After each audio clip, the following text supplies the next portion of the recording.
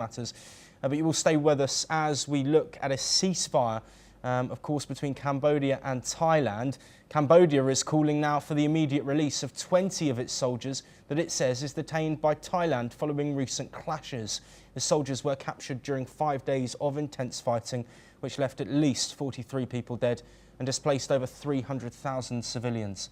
While Cambodia accuses Thailand of detaining its forces unlawfully and killing one soldier in custody, Thailand maintains that it has not violated the ceasefire and is conducting an investigation before the soldiers' release.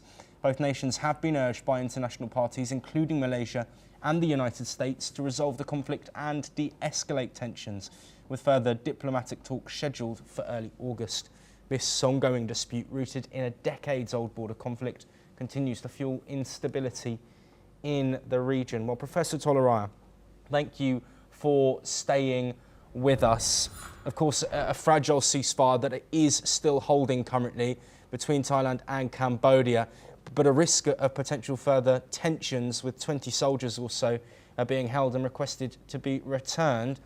Do you think that this could evolve into further conflict, or is this just a situation from that 5-day fighting that we've seen, and do you expect it to be resolved quickly?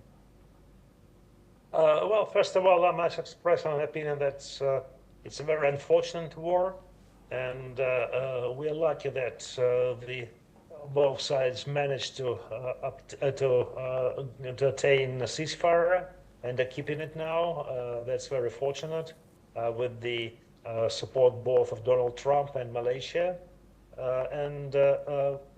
Cambodia is obviously on a weaker side, so it's trying to get as much international attention as it can. So one new point of getting this international attention is the fate of this 20 prisoners of war. I think that both sides should decide that by themselves through negotiations.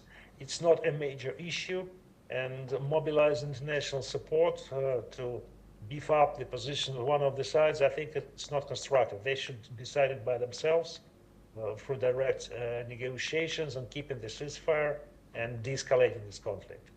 Yes, and Professor Tolaraya, to bring an end to our discussion, of course, Donald Trump potentially involved in this piece as well.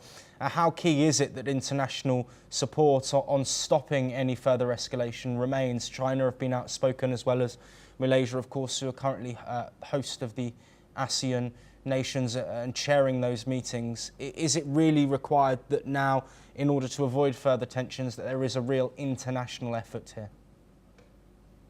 I think that Malaysia is playing a very constructive and useful role as the chair of ASEAN this year.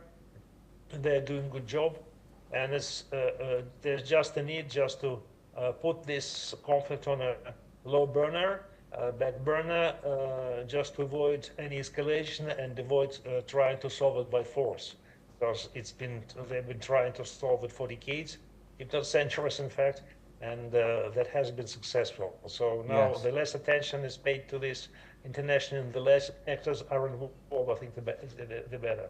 Professor Tolaraya, if you don't mind just staying with us very briefly.